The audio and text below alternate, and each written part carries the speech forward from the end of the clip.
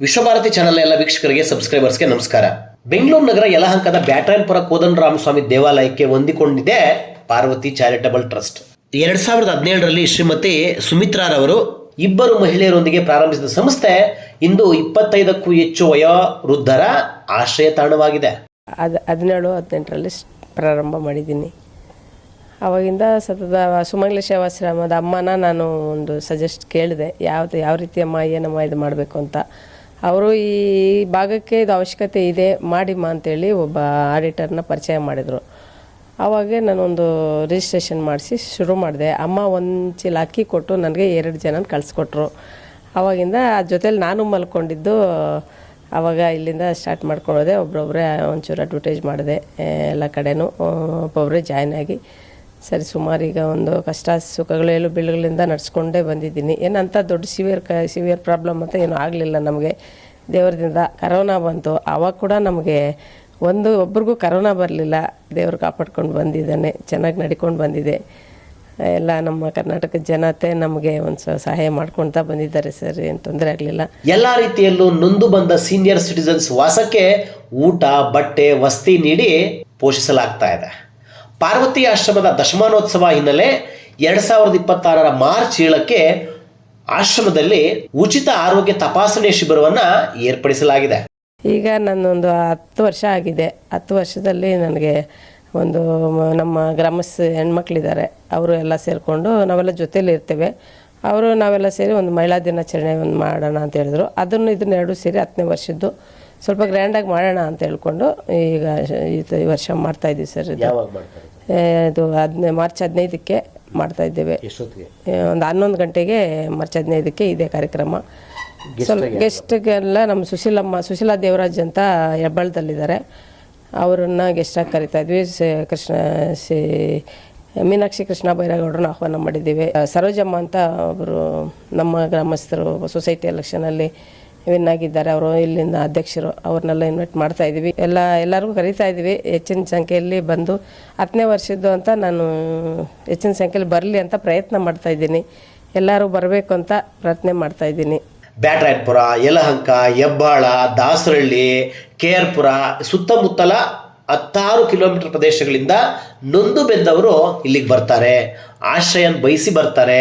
ಗಂಡ ಇಲ್ಲ, ಮನೇಲಿ ಜಗಳ, ಸೊಸೆ ಸರಿಯಾಗಿ ನೋಡ್ಕೊಂಡಿಲ್ಲ, ಮಕ್ಕಳು ಸರಿಯಾಗಿ ನೋಡ್ಕೊಂಡಿಲ್ಲ, ಮನೆಯಲ್ಲಿ ಮಕ್ಕಳಿಲ್ಲ, ಮದುವೆ ಆಗಲಿಲ್ಲ, ಈ ಥರದ ಬೇರೆ ಬೇರೆ ಕಾರಣಗಳಿಂದ ನೊಂದು ಬೆಂದವರ ಆಶ್ರಯ ತಾಣ ಆಗಿದೆ ಪಾರ್ವತಿ ಚಾರಿಟಬಲ್ ಟ್ರಸ್ಟ್. ನಾನು ಮಲ್ಲೇಶ್ವರದಲ್ಲಿ ಕಂಪ್ಯೂಟರ್ ಆಪರೇಟರ್ ಕೆಲಸ ಮಾಡ್ಕೊಂಡಿದ್ದೆ, ಉದ್ಯೋಗಸ್ಥರು ಮಹಿಳೆ ಆಗಿದ್ದೆ. ರಿಟೈರ್ಡ್ ಏಜ್ ಆದಾಗ ಇಲ್ಲಿ ಬಂದು ವೃದ್ಧಾಶ್ರಮದಲ್ಲಿದ್ದೀನಿ. ಸುಮಿತ್ರಾ ಮೇಡಮ್ ನನಗೆ ಆಶ್ರಮದಲ್ಲಿ ಆಶ್ರಯ ಕೊಟ್ಟು ಚೆನ್ನಾಗಿ ನೋಡ್ಕೋತಾ ಇದ್ದಾರೆ. ಇಲ್ಲಿ ಬಂದಂತಹ ಕೆಲವು ಮಹಿಳೆಯರು ಅವರು ಸಂಸಾರಸ್ಥರಾಗಿದ್ದರು, ಗಂಡ ಇದ್ದು ಮಕ್ಕಳು ಇಲ್ಲದೆ ಇದ್ದವರು, ಆಮೇಲೆ ಗಂಡ ತೀರ್ಕೊಂಡ್ಮೇಲೆ ಬಂದಂಥ ವೃದ್ಧೆಯರು ಇದ್ದಾರೆ, ಅವಿವಾಹಿತ ಮಹಿಳೆಯರು ಇದ್ದಾರೆ, ಮತ್ತು ಕೆಲವರೊಬ್ಬರು ಮನೆಯಲ್ಲೇನೋ ಫ್ಯಾಮಿಲಿ ಪ್ರಾಬ್ಲಮ್ ಆಗಿ ತೊಂದರೆ ಆದವರು ಇಲ್ಲಿ ಬಂದು ಇದ್ದು ಹೋದವರು ಇದ್ದಾರೆ. ಕೆಲವರು ಇರ್ತಾರೆ ಇಲ್ಲೇ. ಈ ಥರ ಎಲ್ಲ ಥರದ ಜನರು ಇದ್ದಾರೆ. ಚಿಕ್ಕ ಮಕ್ಕಳನ್ನು ಸಹ ಇಲ್ಲಿ ಅವರು ಅಡ್ಮಿಷನ್ ಮಾಡಿಸ್ಕೊಂಡು ಮಕ್ಕಳಿಗೆ ವಿದ್ಯಾಭ್ಯಾಸ ಕೊಡ್ತಿದ್ದಾರೆ. ಇದೇ ಗೌರ್ಮೆಂಟ್ ಸ್ಕೂಲಲ್ಲಿ ಮಕ್ಕಳು ಓದಿ ಇಲ್ಲಿ ದೊಡ್ಡವರಾಗಿ ಈಗ ಬೇರೆ ಉದ್ಯೋಗವನ್ನು ಮಾಡ್ಕೊಂಡಿದ್ದಾರೆ. ಚಿಕ್ಕ ಮಕ್ಕಳಿಂದ ಹಿಡಿದು ಹಿರಿಯ ನಾಗರಿಕರವರೆಗೆ ಪ್ರತಿಯೊಂದು ಹಂತದಲ್ಲೂ ಎಲ್ಲ ಥರದ ಮಹಿಳೆಯರು ಇದ್ದಾರೆ, ಹೆಣ್ಮಕ್ಳಿದ್ದಾರೆ. ಎಲ್ಲ ಹೆಣ್ಮಕ್ಳಿಗೆ ಆಶ್ರಯ ಕೊಟ್ಟು ಎಲ್ಲರೂ ಚೆನ್ನಾಗಿ ನೋಡ್ಕೊಂಡಿದ್ದಾರೆ. ದಾನಿಗಳು ಎಲ್ಲರೂ ಒಳ್ಳೆಯ ಮನಸ್ಸಿನಿಂದ ಇಲ್ಲಿ ಬಂದು ಸಾಕಷ್ಟು ಎಲ್ಲ ಅವ್ರ ಕೈಯಲ್ಲಿ ಆಗುವಂಥದ್ದೆಲ್ಲ ಕೊಡ್ತಾ ಇದ್ದಾರೆ. ಜನಸೇವೆ, ವಯೋವೃದ್ಧರ ಸೇವೆ ಮಾಡಲಿಚ್ಛಿಸುವವರು ತಮ್ಮ ತನು, ಮನ, ಧನ ಸಹಾಯ ಮಾಡಿ ಪಾರ್ವತಿ ಆಶ್ರಮದ ಅಭಿವೃದ್ಧಿಗೆ ಸಹಕರಿಸಿ ಅಂತಾರೆ ಸಂಘಟಕರು. ಕಳೆದ 9-10 ವರ್ಷಗಳಿಂದ ಸಾವಿರಾರು ವಯೋವೃದ್ಧ ಮಹಿಳೆಯರಿಗೆ ಎಲ್ಲ ರೀತಿಯ ಸೇವಾ ಸೌಲಭ್ಯವನ್ನು ಪಾರ್ವತಿ ಟ್ರಸ್ಟ್ ಮಾಡ್ಕೊಂಡು ಬಂದಿದೆ.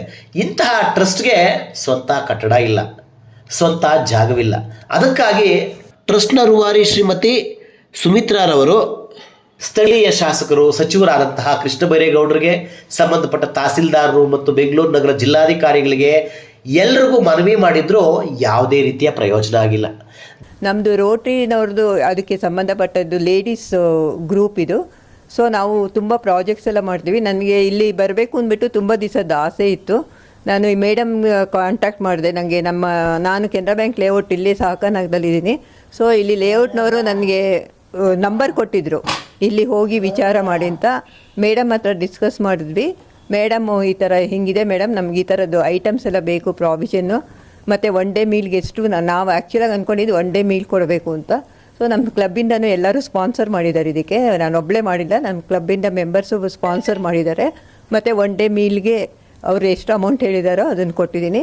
ನನಗೆ ತುಂಬ ಖುಷಿ ಆಯಿತು. ಮತ್ತು ಇಲ್ಲಿ ವಾತಾವರಣವೂ ಚೆನ್ನಾಗಿದೆ ಮತ್ತು ಇಲ್ಲಿ ಇನ್ನೂ ಸೌಕರ್ಯ ಬೇಕು ಅಂತ ನನಗೆ ಅನ್ನಿಸ್ತು. ನೋಡುವ, ಮುಂದೆ ನಾವು ಪ್ರಯತ್ನ ಪಡ್ತೀವಿ, ಏನಾದ್ರು ಮಾಡೋಕ್ಕಾಗತ್ತಾ ನಮ್ಮಿಂದ ಅಂದ್ಬಿಟ್ಟು ಟ್ರೈ ಮಾಡ್ತೀವಿ. ನಿಮ್ಮ ಹೆಸರು? ನಾನು ಇಲ್ಲಿ ಜಕ್ಕುರ್ಲೆಬೆಟ್ಟಿಂದ ಇದ್ದೆ. ನಮ್ಮ ಯಜಮಾನರು ತೀರೋದ್ರು.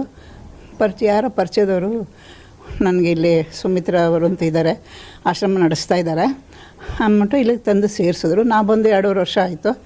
ಎಲ್ಲ ಅನುಕೂಲ ಇದೆ, ಅಂಥದ್ದು ಏನಿಲ್ಲ. ಚೆನ್ನಾಗಿ ನೋಡ್ಕೋತಾರೆ, ಆರೋಗ್ಯ ನೋಡ್ಕೋತಾರೆ, ಊಟ ತಿಂಡಿ ಎಲ್ಲ ಇದರಲ್ಲೂ ಚೆನ್ನಾಗಿ ನೋಡ್ಕೋತಾರೆ. ಒಂದೊಂಥರ ದೇವ್ರಿದ್ದಂಗೆ. ಆಮೇಲೆ ಇನ್ನೊಂದೇನು ಕೊರತೆ ಅಂದರೆ ಜಾಗದ ಕೊರತೆ ಇದೆ.